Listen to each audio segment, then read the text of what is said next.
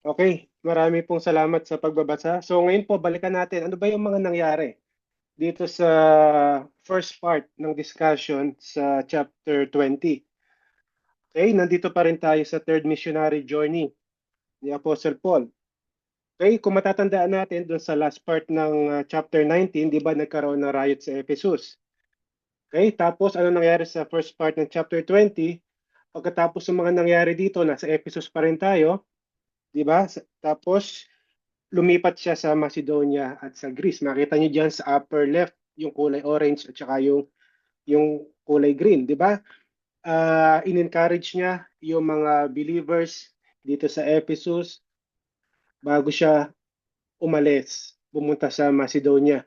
At bago siya makarating sa Macedonia, dinaanan niya yung mga bayan, yung mga lugar kung saan merong mga churches hanggang makarating siya uh, sa Greece kung saan nagstay siya ng 3 buwan.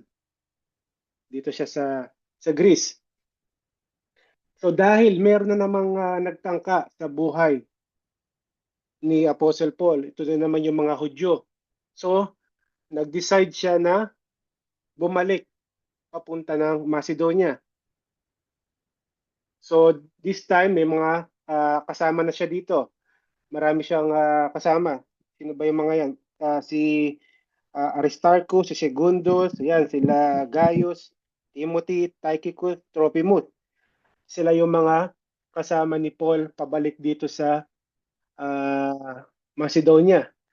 Then after that, pumunta na sila from Philippi, pumunta sila sa Troas. Makita nyo dito sa mapa.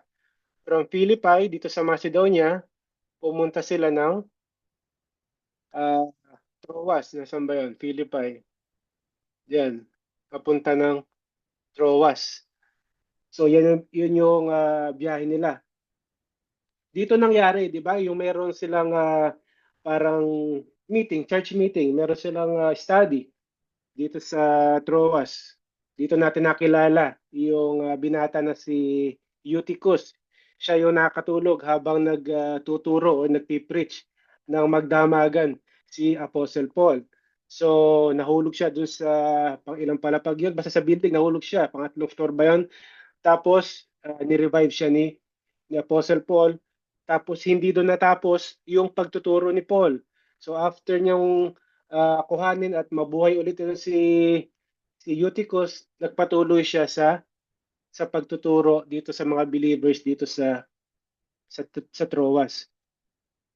So, after dito sa Troas, pumunta sila ng Assos, dito. From Troas, lipat sila dito sa Assos.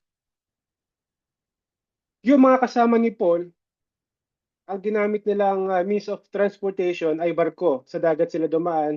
Pero si Paul, nag-decide siya na sa lupa dumaan or maglakad lang siya. So, mas mabilis yata ang oras, ang paglalakad kaysa sa sa barko. Kaya mas nauna yata dito dumating si Paul kaysa sa mga kasamahan niya na nag-travel gamit ang barko. So from Assos, lumipat sila, nagbiyahe sila. Ito, grupo na sila papunta ng Mitilene. Dito sa Mitilene. Tapos dumiretso sila, dumaan sila sa Chios, dumaan din sila sa Samos hanggang makarating sila sa Miletus. After 2 araw, makarating sila dito sa Miletus. Okay. Sa Miletus, andito na tayo. Dito mangyayari yung pagpapaalam ni Paul sa mga taga Ephesus. So, balikan natin, during the third missionary journey, 3 taon ang inilagi ni Paul dito sa bayan ng Ephesus. So, kaya most likely, mas kilala ni Paul ang mga nandito sa Ephesus at mas kilala siya ng mga believers dito sa Ephesus kumpara sa ibang lugar na merong churches. Dahil ang pinakamatagal niyang in-stay sa ibang lugar ay 18 months lang, which is dito sa Corinth. Unlike dito sa Ephesus, 3 taon siya naglagi dito. So from Miletus, dito ipinatawag ni Paul yung mga elders, yung mga leaders ng Ephesus Church. At dito rin, binalikan niya yung kanyang ministry simula nung unang dumating siya dito sa Ephesus, pati yung mga trials sa pinagdaanan nila.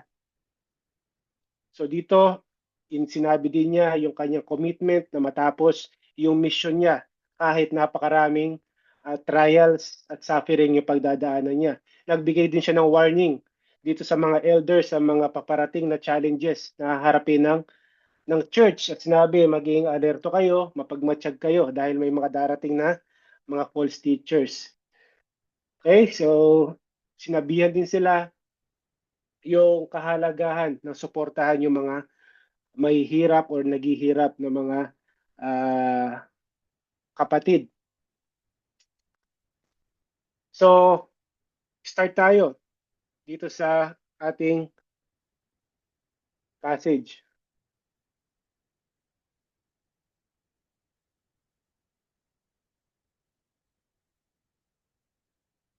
Sa verse 17 muna tayo. Now from Miletus, he sent to Ephesus and summoned the elders of the church. So, pinatawag nga niya. So, sinadya ni Paul to, no? Sinadya ni Paul na hindi siya dumaan or pumunta dun sa Ephesus at sa halip ay pinatawag niya yung mga elders papunta dito sa Miletus. Dahil makita natin ano ba yung unang naging dahilan ni Paul. Makita natin sa verse 16, kung babalikan natin yung verse 16, Paul had decided to sail past Ephesus to avoid spending time para makatipid siya ng oras. Hindi siya magsayang ng oras dito sa province of Asia. Bakit? He was in a hurry to reach Jerusalem. Nagmamadali siya dahil kailangan niya makarating doon bago ang feast, yung Day of the Pentecost. Nasa Acts chapter, ano yan, sa previous verse, sa verse 16. Kailangan niya makarating doon bago mag-Pentecost.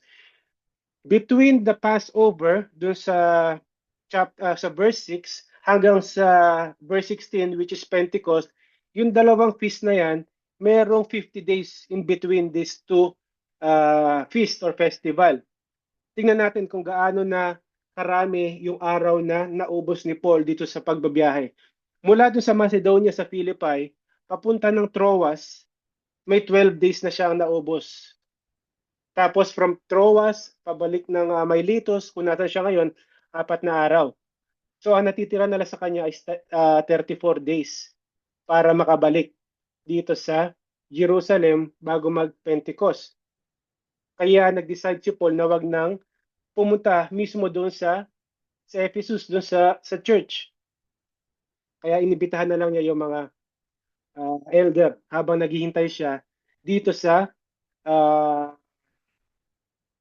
kung saan nakadaong yung barko na sinasakyan niya dahil mag-unload pa yan ng mga karga at saka magkukuha ng mga bagong uh, mga ikakarga. So kilala ng mga Ephesian believers, si Paul kumpara sa ibang mga churches at mahal na mahal nila si Apostle Paul dahil nabanggit ko nga matagal siya nag-stay dito sa Ephesus. Ngayon, kung nalaman ng mga Ephesian believers yung plano ni Paul at kung ano yung mangyayari sa kanya, malaki ang chance na pigilan siya ng mga believers dito sa Ephesus. At ang mangyayari, baka hindi siya makarating ng Jerusalem bago ang Pentecost. So ganun nila kamahal si Apostle Paul. Yung pag-address ngayon dito ni Paul sa mga elders, sa mga leaders ng Ephesus Church ay kakaiba. Unique ang address niya dito, yung sulat niya. Dahil dito makikita natin si Paul bilang isang pastor. Kung papaano niya alagaan ang kanyang mga congregation. Kung paano niya mahalin. Kung paano ang pakikisama niya dito sa mga believers dito sa Ephesus. So dito hindi natin nakita si Paul bilang evangelist. Hindi natin dito nakita si Paul bilang apologist na dinedepensahan ang gospel sa mga non-believers, kundi si Paul bilang isang pastor. So dito makikita natin ngayon yung kung papaano nagminister si Paul sa Ephesus ng 3 taon. So merong ano dito, tatlong tema sa sulat ni Paul. Una, yung pagdidepensa niya doon sa kanyang behavior, sa kanyang pamumuhay. At ipinipresenta niya tong pamumuhay niya na to, yung behavior niya bilang example na gayahin ng mga Ephesian elders. Okay, sa verse 18 to 27 yan. And then later on sa verse 33 to 35. So dinedepensa niya yung kanyang sarili at yung kanyang behavior. Gayahin niyo yung example na ipinakita ko sa inyo. Dito rin natin makikita sa mga passages na to, sa first part na to, yung binabalikan ni Paul, yung kanyang time dito sa Ephesus. So, andito rin yung time na i-discuss niya sa kanila kung ano yung present situation niya, kung ano yung kinalalagyan niya at that moment, yung personal feeling ni Paul. So, ganyan yung closeness na meron ito si Paul at saka sa mga taga Ephesus. Yung pangalawa, ito yung ibinibigay na ni Paul, yung baton, yung leadership dito sa Ephesian elders, kasama yung warning. Ito naman, yung future. So nakita natin sa first part, andyan yung past at saka yung present. Dito sa part 2, andyan yung future. Okay, dito sasabihin ni Paul sa kanila, bibigyan siya ng warning dahil mayroong mga pag-alis niya, mayroong mga false teachers na papasok dito sa Ephesian Church. At yung pangatlo, parang ikinomit na ni Paul ang mga believers dito sa Ephesus kay God dahil nga baka ito na yung last time na makikita-kita sila at hindi siya makakabalik. So pinapaubaya na ni Paul sa Diyos at sa message na gospel ang mga believers dito sa Ephesus. So dito muna tayo sa unang part, yung pagdidepensa niya sa kanyang sarili at yung sinasabi niya na gayahin nyo, gamitin nyo example, yung pamumuhay na nakita nyo sa akin habang nandyan ako sa inyo. Okay, dito tayo sa verse 18. So when they came to him, to mga elders, dumating na, he said to them, sabi ni Paul, you know, from the first day I set foot in Asia, how I was with you the whole time, serving the Lord with humility, with tears, enduring the trials that came to me through the plots of the Jews. So dito, naging example si Paul sa apat na bagay. So isa-isahin natin yung apat na bagay na yan kung paano siya naging magandang example dito sa mga elders at sa mga believers sa Ephesus. Una, he identified with the people. Visible siya, lagi siya nandun, nakikihalubilo siya sa mga tao. Namumuhay siya kasama nila, hindi siya parang celebrity pastor. Dito sa ganitong paraan, sa ganitong pakikisama ni Paul sa kanila, naririnig niya, nakikilala niya personally yung mga tao, yung mga Christians dito sa Ephesus, naririnig niya kung ano yung mga concerns nila. Kaya sa pagpipreach niya, doon niya na ibibigay yung mga kailangan nilang message sa preaching na kailangan nila. Parang approach ni Paul dito yung open heart approach sa ministry na nagiging parte siya ng buhay ng mga Christians dito at ganun din yung mga Christians, nagiging parte sila ng buhay ni Paul. So ganyan mag-minister, ganyan ang style ni Paul bilang isang pastor. 'Di ba kaya nga tumatagal sila ng pag-uusap, ng pagtuturuan doon sa verse 9 and 10, 'di ba? Magdamag sila doon sa Troas. Nahulog na nga si Eutychus dahil sa antok. Kaya gano'n na lang din yung lungkot at yung iyak ng mga believers ito sa Ephesus sa kanyang pag-alis. Makikita natin dito na consistent yung pamumuhay ni Paul. Open book ang kanyang buhay. Ibig sabihin, pwede nila siyang inspeksyonin. Pwede nilang halongkatin ang buhay niya.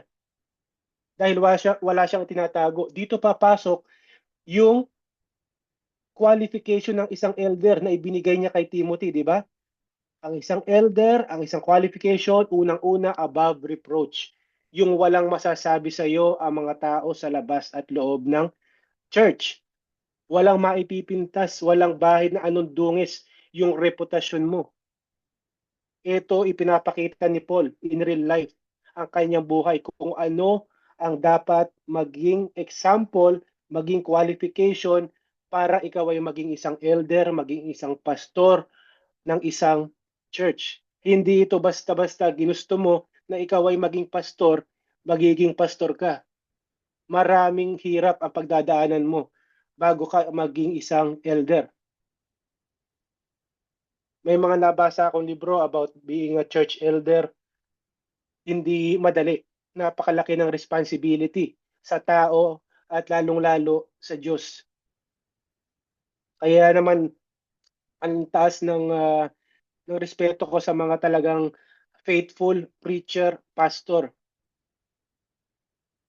Dahil ibinibigay nila yung buhay nila. Ginugugol nila yung buhay nila sa pag-aaral ng salita ng Diyos para maibigay nila, matugunan nila yung pangangailangan ng kongregasyon. At ito yung ginagawa ni Paul. Tapos nagsisilbi siya sa Diyos in humility. Nabanggit ko, hindi siya nag-aastang religious pastor, religious celebrity pastor na manghihingi siya ng demand. Kailangan maganda yung tulugan ko. Kailangan yung breakfast ko masarap. Kailangan yung damit ko, bigyan niyo ako ng damit na pagharap ko sa mga tao, pagtayo ko diyan dapat presentable ako. Walang ganyan kay Apostle Paul. Hindi siya nagdi-demand. Makikita natin later on kung ano pa yung mga ginawa niya. Imbis na mag-demand siya, may mga ginawa siya.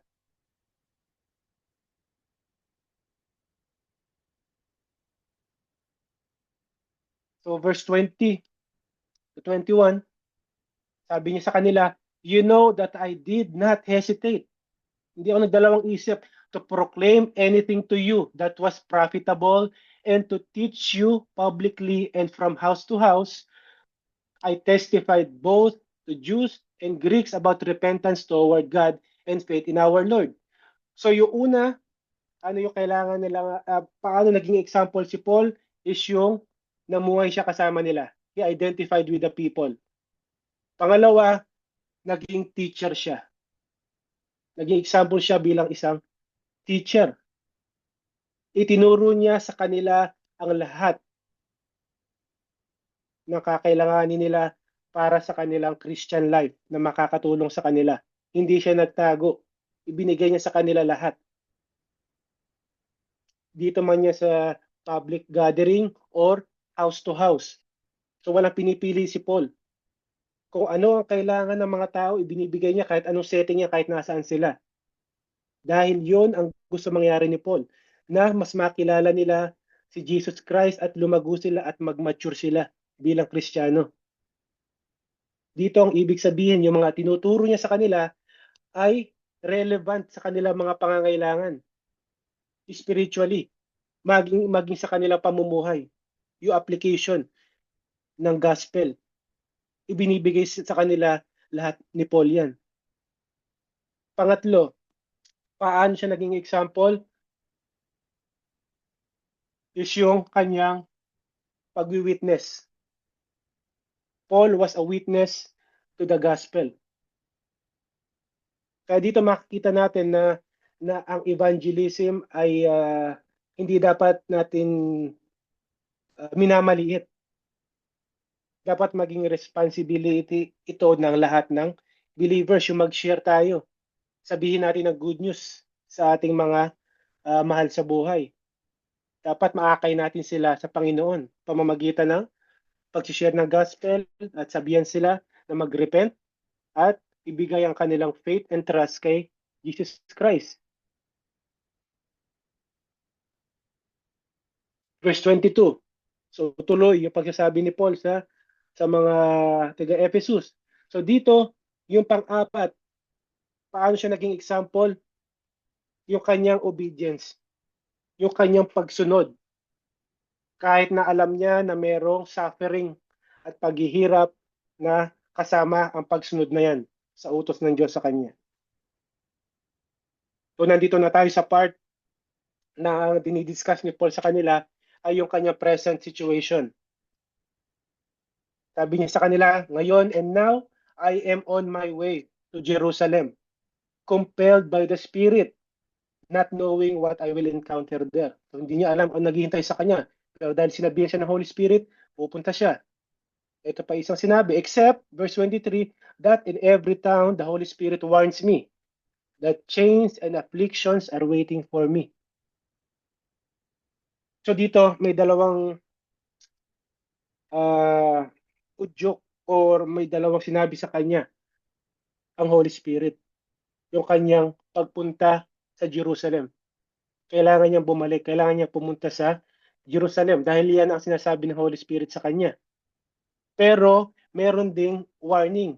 Ang Holy Spirit, binibigyan siya ng warning na merong mga mangyayari na hindi maganda sa kanya.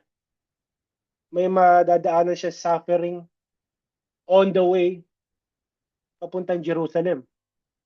Mga dadaanan niyang bayan. Persecution, suffering, posible makakulong pa siya. So hindi diyan nagtatapos, hindi lang sa mga bayan na dadaanan niya. Maging sa Jerusalem, merong naghihintay sa kanya na persecution at suffering. So dito makikita natin sa verses na to na ang goal ni Paul sa kanyang buhay ay hindi i-preserve, hindi magtago dito sa mga threat sa buhay niya. Ang kanyang main goal ay maging faithful sa kanyang calling.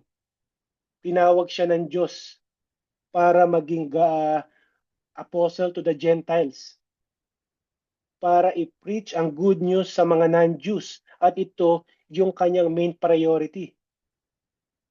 Kung ang kanyang pagiging faithful sa kanyang ministry at sa kanyang Lord, sa kanyang Diyos, may kasamang suffering yan, may kasamang pagkakakulong, then yung mga experiences na yan ay tatanggapin ng masaya ni Paul. Tulad nila Peter, di ba? Nung pinakulong sila, nilatigo sila, nung pinalaya sila, masaya pa sila. Dahil nakiisa sila doon sa suffering ni Jesus Christ. Dahil naging karapat dapat sila na makiisa doon sa suffering ng kanilang Lord and Savior. So hindi iba si Paul sa kanila. Ganito yung mga mindset, ganito yung mga attitude, ganito katindi yung kanilang faith. Mga apostles na to, na ipagwawalang bahala nila ang kanilang buhay, secondary na lang yan kung mabuhay man sila o hindi. Basta ang main priority, ma-preach ang gospel. Magawa nila kung ano yung ipinapagawa sa kanila.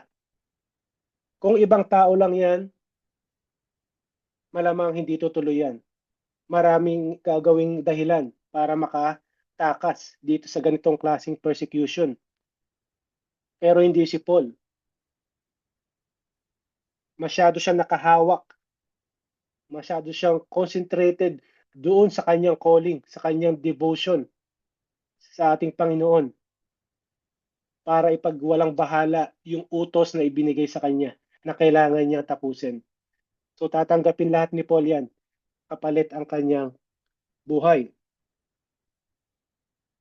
So verse 24, sabi niya dito, but I consider my life of no value to myself. My purpose is to finish my course in the ministry I received from the Lord Jesus to testify to the gospel of God's grace. Ito, kanyang main concern. Ang kanyang main concern na hindi mabuhay or mag-survive, kundi matapos yung race at matapos makumpleto yung trabaho na ibinigay sa kanya na mag-witness, ibigay ang good news sa lahat ng tao. So after niyang ipresenta yung sinabi sa kanya ng Holy Spirit kung ano yung mga hakbang na dapat niyang gawin. Sinabi niya dito sa mga Ephesian elders, and now I know that none of you, wala man sa inyo, hindi nyo na ako makikita kailanman. None of you will ever see me again. Sabi niya, therefore I declare to you this day that I am innocent of the blood of all of you because I did not avoid declaring to you the whole plan of God. Ang sinasabi niya dito, since ito na yung huli nilang pagkikita, nililinaw ni Paul sa kanila sa Ephesian Church na inosente ako sa inyong mga dugo. Ibig sabihin, hindi siya accountable sa harap ng Diyos kung mamatay sila sa kanilang kasalanan. Dahil naibigay ni Paul ang lahat ng kailangan nila. Sinabi sa kanila ni Paul lahat ng plano ng Diyos, yung lahat ng katotohanan regarding salvation. Mabuhay bilang Kristiyano. Walang itinago si Paul sa kanila kaya inosente siya sa kanilang mga dugo. Pag namatay sila at napunta sa impyerno, ito yung ibig sabihin ni Paul. Wala akong itinago sa inyo. Lahat ng na-receive ko sa Diyos, ibinigay ko sa inyo, itinuro ko sa inyo, ipinaalam ko sa inyo lahat yan. Ano man ang mangyari sa inyo, hindi ko nasagutin yan sa harap ng Panginoon. Para naging watcher siya dito eh. Kung matatandaan nyo, kung nabasa nyo sa Ezekiel, di ba may responsibility si Ezekiel na nasabihan yung mga tao about uh, salvation, about God. Pag hindi niya ginawa, responsible si ang dugo ng mga yon ay nakay Ezekiel. Pero pag sinabihan sila at namatay sila, wala ang accountability kay Ezekiel. So ganito yung para naging role ni Paul dito sa mga taga-Ephesus. Sinasabi niya, malinis ang kamay ko, ano man ang mangyari sa inyo. Kung hindi kayo maniwala, sa inyo yan. Pero ako, naibigay ko na lahat na kailangan ko ibigay sa inyo. Na-preach ko ang gospel, na, na, na, na ituro ko sa inyo kung paano mamuhay ang isang Kristiyano. So, ano pa ang kailangan kong ituro sa inyo? So, yan ang sinasabi ni Paul dito. So, pagtawid natin dito sa verse 28, pupunta na tayo sa future. So, natapos na tayo sa past, sa present na kinalalagyan ni Paul. Dito ngayon naman, inaatasan na ni Paul ang mga Ephesian elders para mag-take over. Kayo na ang bahala. At nagbigay siya ng warning. Sabi niya sa kanila, una, be on guard. Unang-una sa kanilang sarili. Be on your guard for yourself. Dahil alam ni Paul yung mga paparating na danger pag-alis niya dito sa Ephesus. Kaya nagbigay siya ng warning.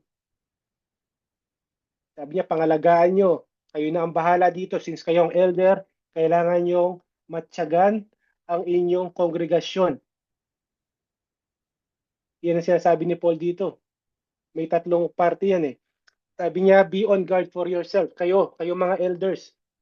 Bantayan nyo ang isa't isa. Kaya nga di ba sa isang church, kailangan importante yung merong plurality of elders. Kasi makikita natin dito sa mga sulat ni Paul, elders, hindi elder lang. Hindi isang tao lamang ang dapat na namumuno sa isang church. Dahil delikado po yan. Walang magiging check and balance. Dahil siya ang head ng church, parang inaari niya yung church. Walang po pwedeng mag-correct sa kanya. Dahil ang tingin niya siya yung nasa taas at yung mga nasa kongregasyon niya ay subordinates niya. Maaaring maglagay siya ng mga deacons para gawin yung mga logistics na yan. Para gawin yung mga utos-utos ka dito, puntahan mo yan, iset up mo yung mga sound system natin, ayusin nyo yung mga table, yung mga magluluto, yung mga pagkain, yan ang role ng mga deacons.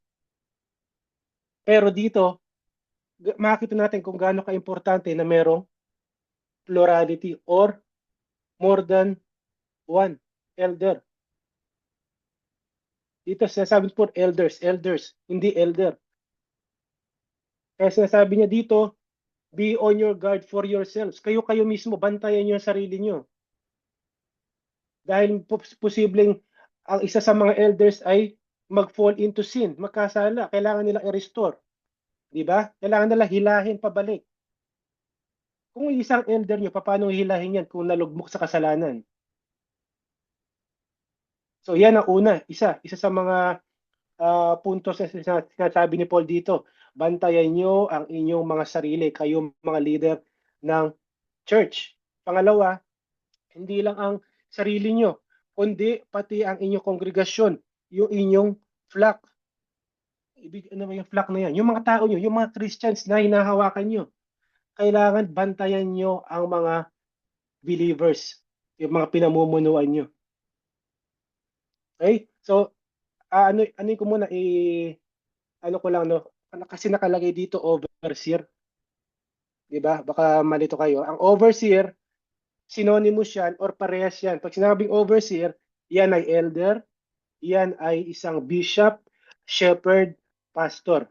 So, iisa ang ibig sabihin yan. Kaya huwag kayong malilito. Overseer, elder, bishop, shepherd, pastor, iisa yan. Okay? Synonymous yan. Pwede silang gamitin.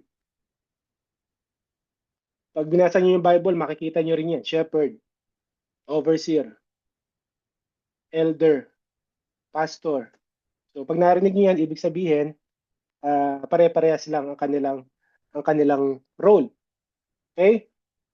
Pangatlo, dapat i-shepherd niyo yung flock niyo. Sabi niya, pangalagaan niyo yan, pakainin niyo, busugin niyo, protektahan niyo. Dahil importante sa Diyos ang mga tao na yan. Dahil hindi yan binili pamagitan ng ginto or silver, binili yan sa precious blood ni Jesus Christ. Ang pag-shepherd ng isang flock, ng isang kongregasyon, ay nandyan yung bibisitahin mo yan, aalagaan mo, pakakainin mo, poprotektahan mo, at i-guide mo, ililid mo. Yan ang sinasabi ni Paul dito sa mga elders, sa mga leaders. Kaya hindi madali ang role ng isang leader, elder ng isang church. Di ba sabi nga sa John 10:11, sabi Jesus Christ as a good shepherd, di ba, he gave his life for the sheep.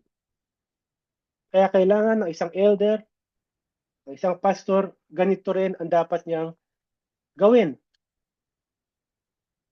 Ibigay ang kanyang buhay sa mga tinubos ng Diyos. Inilagay siya sa pwesto na yan for a particular reason. Itinawag siya ng Diyos for that specific task. Pag tinawag ka ng Diyos, ilalagay ng Diyos sa puso mo yan para ikaw ay mag-serve. I-equip ka ng Diyos dyan sa posisyon na yan para magawa mo yung mga ganito kahihirap na responsibilidad. Kaya dito makikita natin na dapat yung mga faithful na mga pastors, dapat na-appreciate natin sila. Una-una, especially yung mga full-time pastors. Wala silang ibang means of income. Umaasa sila sa grasya ng Panginoon, sa mga generous giving ng congregation, ng bawat churches. So kung may anak sila pinag-aaral, paano? Kung ang mga church members ay hindi nagbibigay para sa church, paano mag-aaral yung mga bata? Kaya ang ibang pastor, ano ginagawa? Nagko-quit, nagtatrabaho muna. Or nasa sideline yung kanilang uh, pagiging pastor dahil hindi matugunan yung pangangailangan ng pamilya. Ang isang healthy church, healthy congregation, makikita yan, dapat ang natutugunan ang lahat ng pangangailangan ng kanilang faithful leader, kanilang faithful pastor.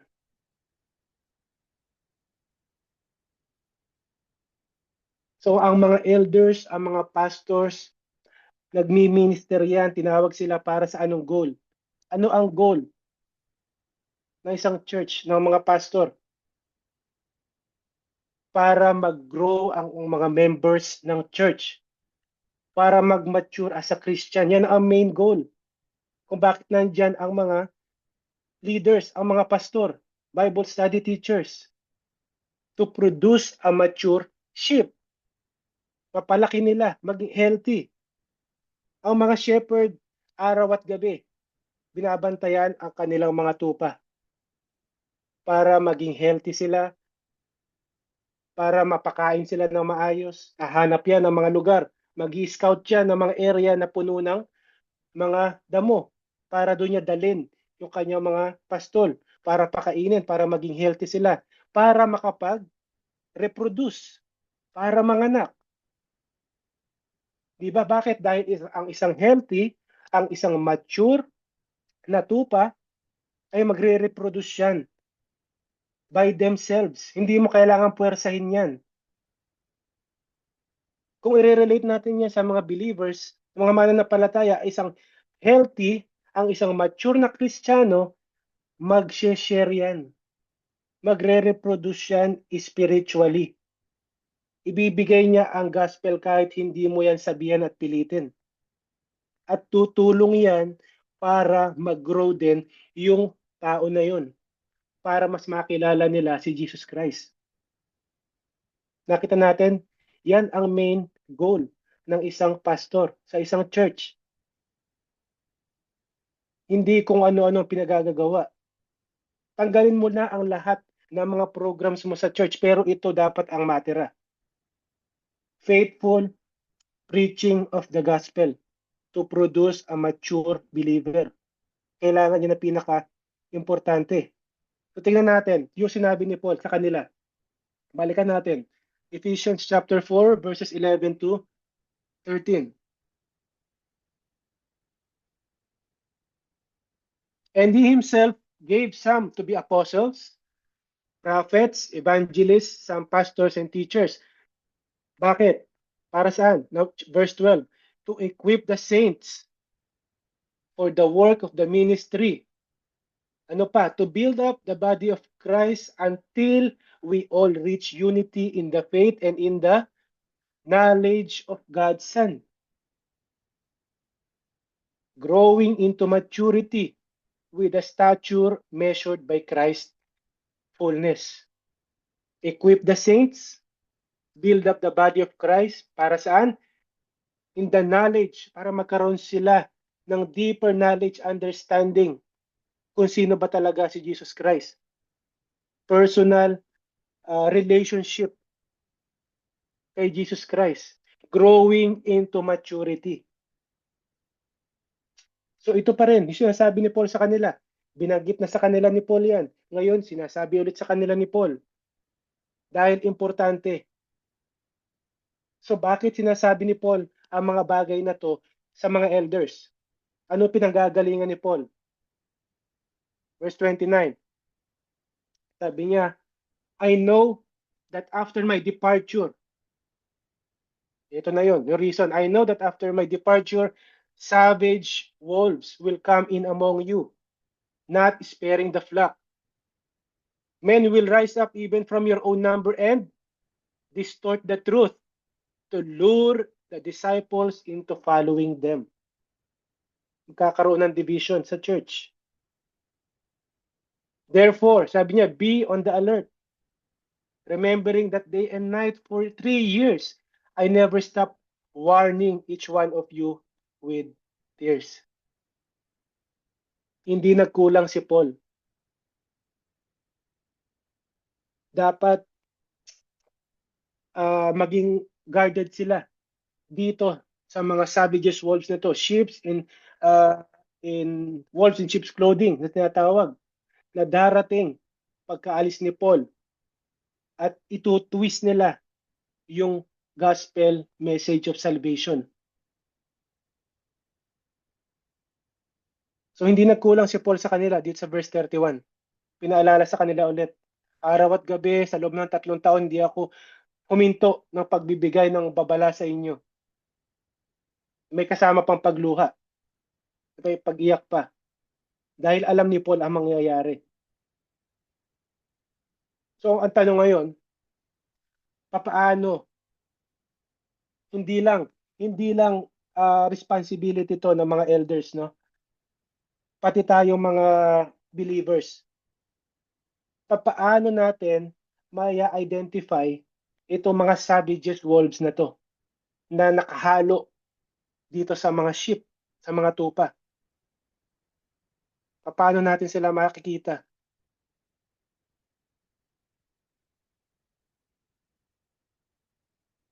Di ba mukha silang mga tupa. O titingnan mo sila sa malayo, para silang mga tupa. Hindi mo sila madaling ma-distinguish kung wala kang discernment. Kaya sabi, di ba, dito sa Matthew 7:15, be on your guard against false prophets who come to you in sheep's clothing but inwardly are ravaging wolves. O pwede silang manggaling sa labas ng church, ng congregation, napapasok sa loob ng church. O pwede rin manggaling sila mismo sa loob ng church at sisirain niya sa loob ang unity ng isang church. Paano natin malalaman? Tuloy natin sa verse 16. Sabi ni Jesus Christ, you recognize them by their fruit. You will know them by their fruit. Kung ano yung pamumuhay nila. Kung sino sila sa labas ng church. Kung sino sila sa mga nakakakilala sa kanila. Ano ba ang karakter ng tao na to?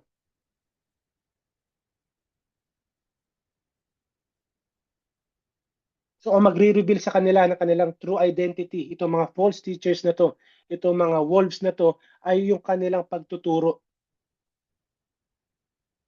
So dito makikita natin, kung merong twisting ng scripture na mangyayari, ito ang magre-reveal sa kanila na sila ay mga wolves in sheep's clothing. Pangalawa, yung parang ano sila ng division sa church. Kukuha sila ng mga tao sa church na maloloko nila, na maniniwala dun sa kanilang false teaching. Kaya ito ang nagsisilbing warning sa isang church na sinasabi ni Paul sa kanila. Bantayan nyo yung mga ganitong posibleng mangyari. So paano ba tayo bilang mga Kristiyano, paano natin malalaman to? Yung discernment, importante yan eh. Hindi porke charismatic ang isang nakatayo doon sa harap, nagsasalita, ibig sabihin totoo yung sinasabi niya. Malalaman lang natin itong mga bagay na to kung tayo ay babad sa salita ng Diyos. Kung tayo ay may personal devotion, nagbabasa, kung meron tayong regular na Bible study, kung regular ang ating pagpunta sa church. So ito, yung makakapagbigay sa atin ng discernment, i-empower tayo ng Holy Spirit para malaman, para magkaroon ng discernment, ibabalik sa atin, ipapaalala sa atin ng Holy Spirit yung mga napapakinggan natin, yung mga nababasa at naririnig natin about the scripture. Then, pagdating ng mga false teachers na to, pagbuka pa lang ng bibig niya, unang salita pa lang niya, at meron, makikita natin, teka, parang iba. Parang hindi yan yung sinasabi ng Bible. Diba? Kaya napaka-importante na ginagawa natin. Ngayon, kung ikaw ay isang nominal Christian, ibig sabihin, Kristiyano ka lang every Sunday. Nakikinig ka lang every Sunday. Wala kang ibang way para ikaw ay lumago, para ikaw ay makilala mo si Christ. Hindi ka nagbabasa ng scripture. Nakikinig ka lang ng sermon every Sunday for 40 minutes lang. Sa tingin nyo, magkakaroon ng discernment? Pag may tumayo sa harap at nagtuturo ng maling katuruan, maririnig nila, ma-distinguish ba nila yung tama sa mali? Mahirap para sa kanila. Dahil itong mga tao na to, gospel ang makita mo, i-quote nila yung verse na yan. Pero, itutwist din nila yung same verse na kinote nila. Babaguhin nila yung paliwanag niya, yung konteksto niya, babaguhin. Mag-i-insert sila ng paunti-unting false teaching na hindi mo nakikita na napapansin. Ang makakapansin lang niyan ay yung mga mature believers na talaga nag-aaral. Kaya sinasabi dito ni Paul, maging si Jesus Christ, be on your guard against false prophets. Matyagan nyo, kayo mismo mga elders, pati ang mga believers. So dito sa verse 32, ito, parang ihinabili na ni Paul. Papaalam na si Paul. Ang mga Ephesian elders, pati yung mga believers sa Ephesus sa Panginoon. Dahil wala na palis na siya. Baka hindi na sila makita ulit. Verse 32, and now I commit you to God and to the word of His grace, which is able to build you up and to give you an inheritance among all who are sanctified. Ito na, wala nang ibang ano dito. Diyos na ang bahala sa inyo at ang kanyang salita, yung mga iniwan ko sa inyo na katuruan, yan ang magiging way na para hindi kayo malihis ng landas. So katulad natin, hindi man sa atin nag-minister si Paul, pero nasa atin ang salita ng Diyos na mag-guide sa atin. Nandiyan ang scripture na mag-guide sa atin kung ano ang katotohanan, kung paano tayo mamuhay bilang mga Kristiyano. Kaya anytime pwede nating balikan, basahin kung ano itinuturo sa atin. Mapa Old Testament man yan, mapa New Testament, may makukuha tayo dyan. Dito sa verse 33 hanggang verse 35,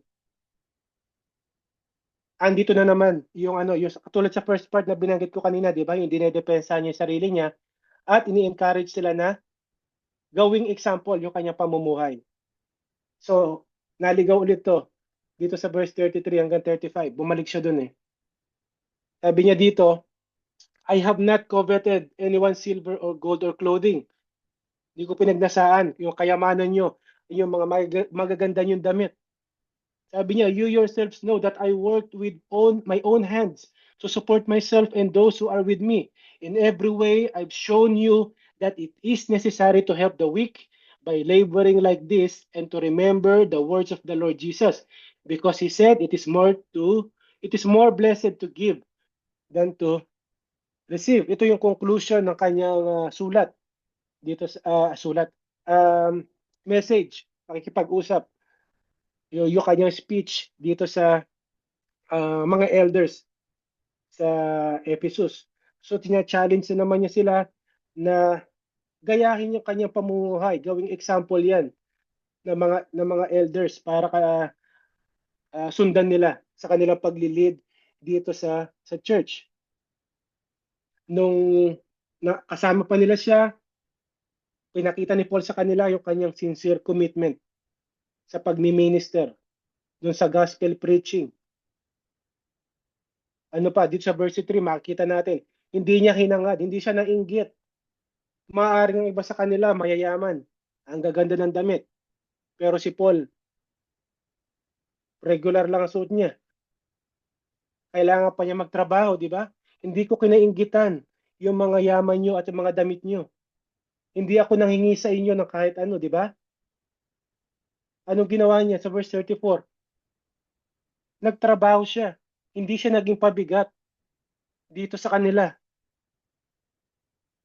I work with my own hands para suportahan yung sarili niya at para suportahan yung mga kasama niya. Kung sino man yung kasama niya dito. Kasi may ibang pastor na, teka, alis ako dito kung hindi ko nyo maibigay sa akin yung mga pangangailangan ko. Kailangan magbigay kayo. Ito, mag-tithe kayo. Regular dapat yan. Fix. 10% minimum. Inoobliga ang mga tao na magbigay. 10%, 10%. Wala ka na ipapakain sa pamilya mo. 10%, 10%. O dagdagan nyo pa, meron pang iba. On top of the 10%. Pero si Paul iba. Hindi siya nangihingi for personal use.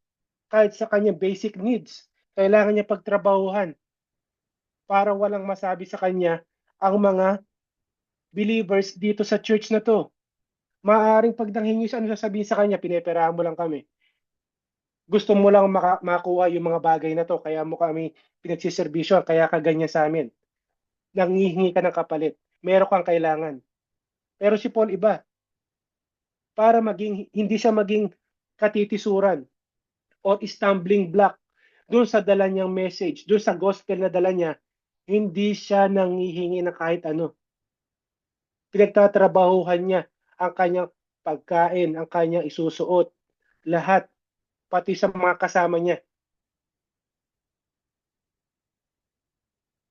So ito, isa sa mga dapat nating makita bilang isang Kristiyano, at makita natin yung mga ganyang klase na preacher na mas inuuna yung sarili nila. Iba-burden yung congregation, iba-burden yung mga tao dun sa church na magbigay kayo, magbigay kayo. May napanood nga akong clip sa Pilipinas. Hindi ko alam kung anong klaseng church yun. Yung pastor doon, para siyang umastang hari. Parang may nalate lang na konti yata yung isang member. Baka deacon yata yun. Doon mismo sa harap, pinapahiya niya, tinatawag niya yung attention. O ikaw, deacon ganito, anong oras na? Nauna pa sa iyo yung mga inimbitahan natin. Sabi niya, hinihiya niya yung tao sa harap ng kongregasyon, sa harap ng mga uh, believers, kung believers man yung mga nandun. Tapos, bukod doon, kinalkal pa yung ano, sabi niya, oy, ikaw, ganito, pangalan ganito. Alam ko yung trabaho mo, alam ko yung kinikita mo. Bakit ganito lang yung binigay mo? So itong ganitong mga klase na mga self-confessing Christians, self-proclaimed pastors, ito yung mga nakakasira sa pangalan ng ating Panginoon. Pero magtataka kayo, bakit meron pa rin mga tao dun sa ganitong church? Di ba? Dahil hindi sila naturuan ng tama. Hindi nila alam kung ano yung sinasabi ng scripture. Ang tanging pagkain lang na nare-receive nila para sa kanilang spiritual health ay yung sinasabi ng tao na yon, na hindi pa natin alam kung tama or mali. Yun lang ang tanging pinangahawakan nila. Kaya kung anong sabihin ng nandun sa harap na yon, ite-take lang nila yon. Kaya napaka-importante ng ganitong pag-aaral na ginagawa natin para nakikita natin kung ano ba yung tama, kung ano yung mali. At dito makikita rin natin sa example na binigay dito ni Paul, yung kanyang pagtatrabaho. Di ba? Hindi lang siya nagtatrabaho para sa kanyang sarili. Nagtatrabaho siya para kumita ng pera para sa kanyang sarili at para pantulong, para may maitulong sa iba. Di ba? It is necessary to help the weak by laboring like this sa kanyang pagtatrabaho. Dahil alalahanin natin, sabi niya, sinabi ng Panginoon, it is better to give than to receive. So dito na tayo sa last part, yung actual na pamamaalam ni Apostle Paul. After niya sabihin sa kanila, itong mga bagay na to, yung kanilang past, present, tsaka yung future, mangyayari. Verse 36, after he had said this, he knelt down and prayed with all of them. 37, there were many tears shed by everyone. Ganyan nila kamahal si Paul. They embraced Paul and kissed him, grieving most of all over his statement that they would never see his face again. And they accompanied him to the ship. So pag ang isang leader ng church, pag ang isang pastor ay isang faithful gospel preaching, tapos inaalagaan niya, concern siya sa kanyang mga tupa, iginaguide, pinapakain, hinihila, pabalik dito sa liwanag. Ini-implement yung church discipline para maituwid ang mga Christian. Pag ganitong klase ang inyong preacher, ang inyong pastor na nagli-lead sa inyo, talagang hindi yung maiiwasan. Pag sinabi sa inyo, last time na natin makikita to, hindi nyo na ako makikita ulit. Talaga iyak sila. 3 taon kasama nila si Paul.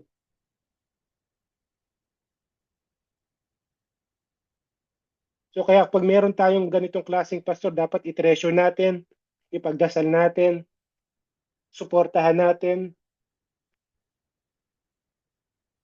Huwag natin bigyan ng sakit ng ulo, di ba? Makita natin kung gaano kamahal ng mga Ephesian believers si Apostle Paul. So dahil inopen niya ang buhay niya sa kanila, inopen nila ang buhay niya sa kanila, kaya ganito para silang isang pamilya. Siya ang tumayong para naging ama nila. Para siyang isang ama na iiwan ng kanyang pamilya, which is napakasakit para sa kanila. So dito, after ng pamamaalam nila, yung emotional farewell ni Paul sa kanila, hinatid nila si Paul papunta dun sa barko. Okay? So from there, pupunta na si Paul sa Jerusalem. At alam natin na mangyayari sa kanya pagdating sa Jerusalem, maaaring doon na mag-start ang kanya paghihirap at pagpunta sa Rome and eventually mapatay siya. Okay, so sana mayroon po kayo nakuha na magandang lesson dito sa chapter 20 ng Book of Acts.